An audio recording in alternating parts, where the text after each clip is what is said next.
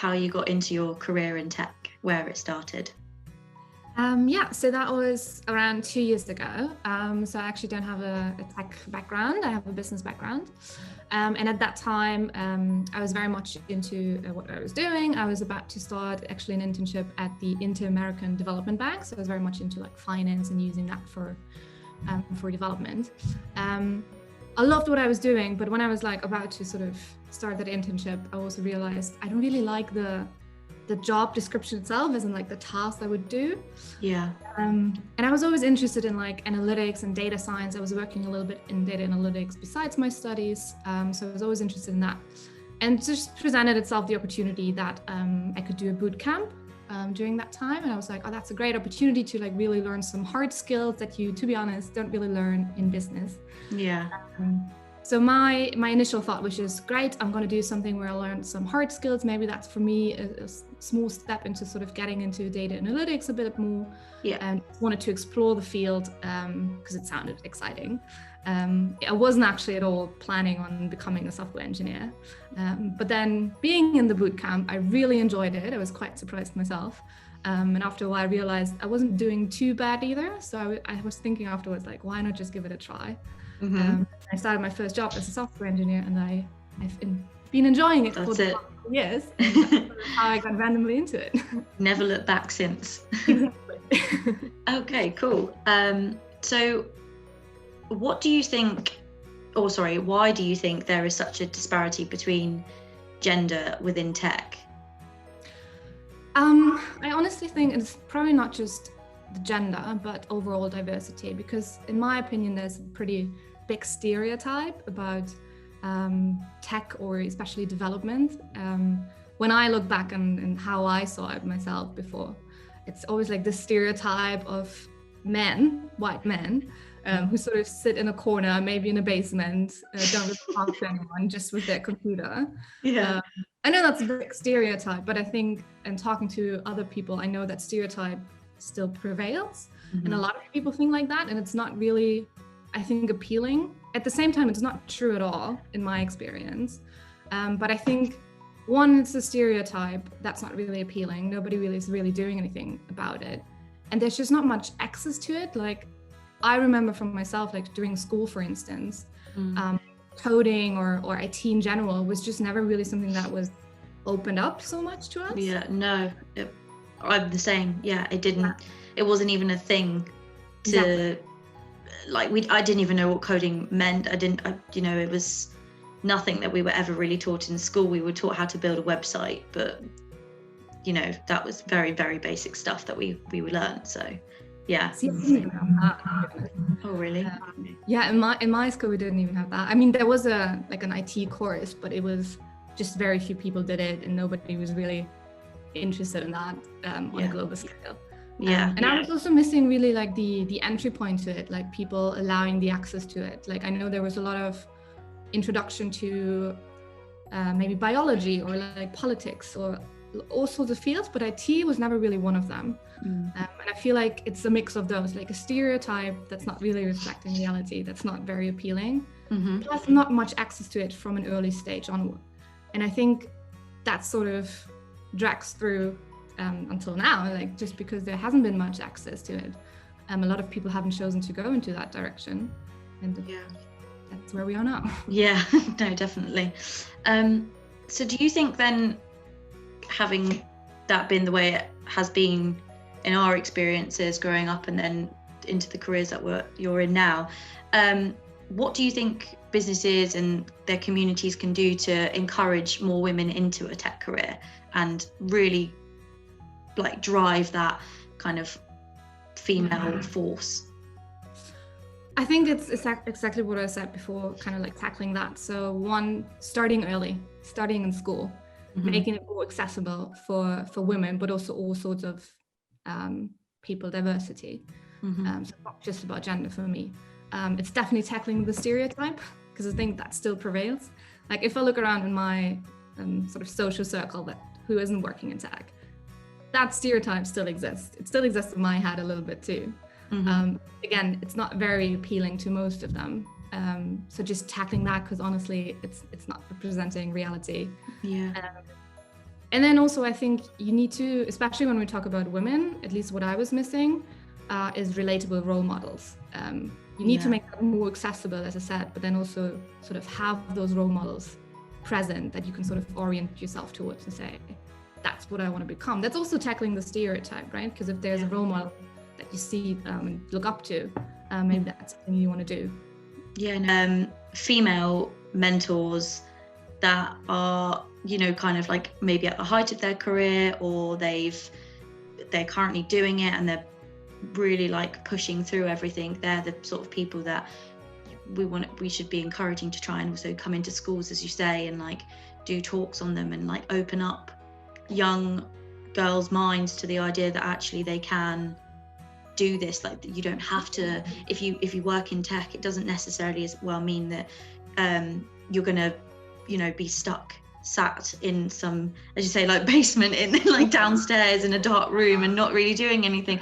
You can work for some really cool companies and be in tech as well. You can have both of your passions. You know, if you're into fashion or something like that and you want to work for a really top fashion brand, you still can. It's just that I just don't think it's exposed enough to young people at all.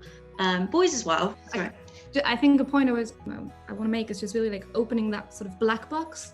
Because it's a stereotype, but it's also a black box for a lot of people, like tech and coding, sort of like, oh, such a different world that I have no touch points with at all. A lot of my friends think like that who aren't into tech. I used to think that too. But like, and that's, I think, why a lot of people don't really deal with it at all and like think about a career in it, because it seems so far away. And so such a black box. And it really isn't. Like you have in your daily life, especially now that everything becomes more digital and more techy, you have so many touch points with it. So it's, for me, it's tackling the stereotype and really sort of opening up that black box and make it more easily understandable, easily relatable for all sorts of people. Yeah, and I guess as well, like not intimidating to people, right? Exactly. Like, you know, using tech jargon, for example, it doesn't have to be scary. It's just something that you don't necessarily understand, but you can learn it. I think, it's definitely not. It's to make sure people aren't afraid to try as well. So on that basis, like, what do you think, what initiatives could businesses implement in order to attract and, more importantly, retain women in their tech teams? So specifically regarding women and sort of gender diversity, I think it starts very simple with using gender neutral language in your job descriptions. And that does not only apply to the title. Like, it's not just enough to say like software engineer, male, female, diverse. Like, that's not where it ends. Not an end. Have specific recruiting initiatives explicitly for women, meaning specifically going out there, talking to women, making it more sort of open up for women, really sort of dig into that. But then also, like, in order to like sort of retain women, it doesn't really stop at recruiting, right? It's also think long term. Like, what is your strategy? Do you have, let's say, for like maybe family plans or pregnancy? Because obviously that is an issue. Like, do you have any sort of flexible working schemes? How do you deal with that at your company? And that's obviously not just for tech, that's for your entire organization, right? But then also, like, in everyday life, like you need to have a management that lives gender equality. Like, again, like gender neutral language everywhere in every sort of document, in every sort of speech and talk and communication that you have. It starts with unconscious bias training. It starts with management that's diverse. I think if you have a complete white, straight male management, maybe that's something you need to think about. And also, of course, you need sponsors in your company that sort of take up your role or speak for you if you're not in the room, right? So I think you really need to sort of live it everywhere. And you really need to ask yourself also, why are you doing that? Why is it a topic for you? Just doing it for the quota or to look good, that's just not enough. You really need to dig into why is it that we want gender diversity. And if you know really truly why, I think there are a lot of consequences that come from it. and a lot of measurements that you take within your company. Yeah, no, definitely. Yeah, that's a good point. I mean, the people at the top need to be invested into it, and they need to buy into it just as much as everyone else, the people that they're hiring. And yeah, it filters down, doesn't it, from the top down to the rest of the team. So yeah, it's a good point. So you mentioned earlier about the boot camp that you did. So how do boot camps like Leeuwarden, with my bad accent, support diversity in tech? Like how did they support you as well? So I think they tackle one of the biggest issues that I mentioned before, that you don't really have that early access, or for me it wasn't there, and they give you an opportunity to have sort of a structured, easy access into the tech world. Also later on, like for me, I mean, I did it after I studied business for 6 years, and there are a lot of people who had entirely different careers. And they really give you the opportunity at no matter what point in your life you're at, you can still go into tech. It's never too late. A lot of people think that, oh, I should have started coding when I was a child back in my parents' house. No, like you can still do it. And I think boot camps are a great way for that. As I said, they give you a structured access as well, because oftentimes, obviously, you're overwhelmed. Like, where do I even start? They give you that. And then obviously also sort of, most people have already a diverse background. Like there are people from all sorts of different fields that have different experiences. And obviously when they then go into tech, they bring that to their network as well. So that's obviously not just about gender equality or gender diversity, but also all sorts of diversity and different experiences. Yeah, no, definitely. So personally speaking then, what do you think have been some of the key challenges that you faced when pursuing your own career in software engineering? I think the biggest one is dealing with imposter syndrome, as most people probably know. Yeah, I've had a lot of people say things like this, actually. Yeah. It's very common. Yeah. I think it is very common, and it never really goes away. It's really about sort of dealing with it rather than getting rid of it. Yeah. But that was definitely my biggest in the beginning. Also, coming from a completely different background, for me, it was sort of building a social circle in tech as well. Yeah. Because honestly, like you do want to talk to your friends as well, maybe about your job, maybe issues that you have with your job. And if you don't really have anyone besides your colleagues, especially when you just start, that does the same thing as you, I think sometimes that can be challenging too. So I think for me, it was really important to sort of get that social circle in tech that I can talk to as well. Yeah. But then also what I mentioned earlier is really having like female relatable role models. And that's not just a woman who's like a CTO at some amazing company, but like a relatable one. Like when you start, like, is there somebody that you can really orientate yourself towards now? Not just somebody like, oh, maybe in 10 years time, that's something where I can get to, but how do I get there? What are the next steps for me? So really sort of at every level and every relatable level, have female role models. Yeah, no, definitely. It's a really key thing that there should. It's a shame there's not there's plenty out there, I'm sure, but I think there just needs to be more noise made about it, maybe. Not just for people as well, but as you say, like people like yourselves, you know, you don't necessarily have like a huge long tech background compared to maybe other people in your field, but doesn't mean to say that you wouldn't also benefit from having a mentor, and even they could be mentored by younger people as well, and vice versa. I think everyone can learn something from everyone. It doesn't matter if you've been working in the industry for 50 years, I don't need a mentor. If anything, actually, you could have someone that's younger who's just finished their education within tech, for example, whatever field it might be, like software engineering, and learn from them. And I think that could be really beneficial too. Totally, yeah. So what would you say, could you name your top 3 favorite things about working as a software engineer?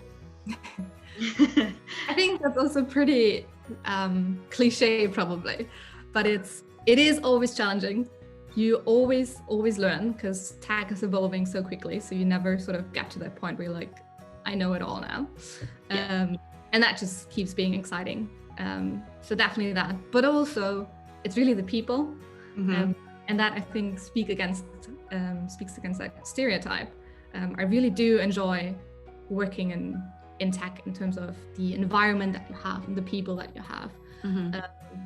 It is challenging, and we were pushing each other, but at the same time it's also very relaxed and cool and chill, and everybody's super open, super friendly. No matter where I've been, like there's always somebody you can talk to, always somebody who's willing to help you out.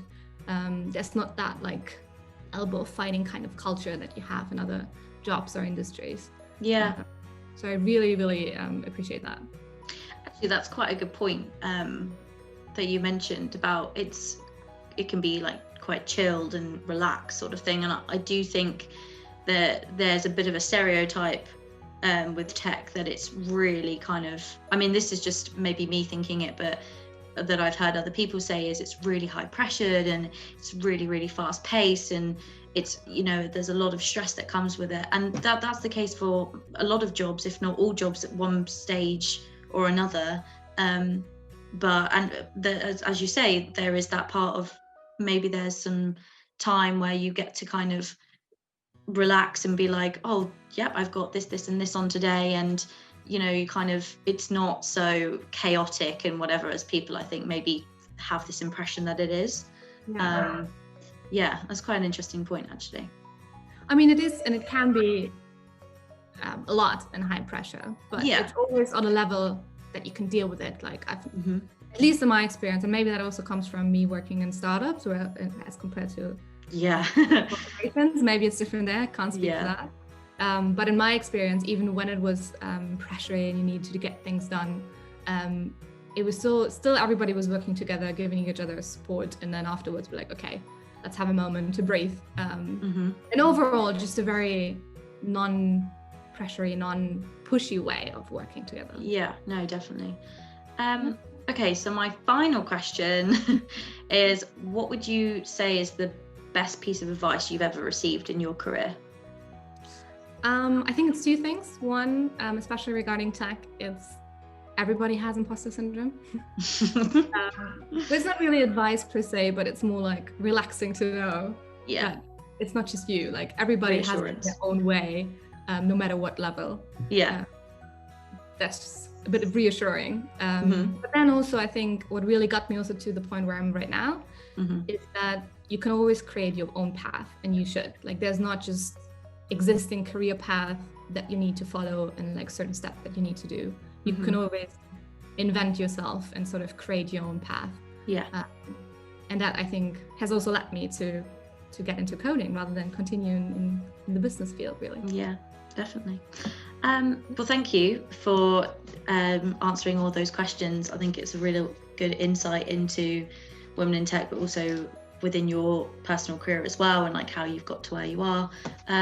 So yeah, thank you very much. Thank you for having me. It was really great.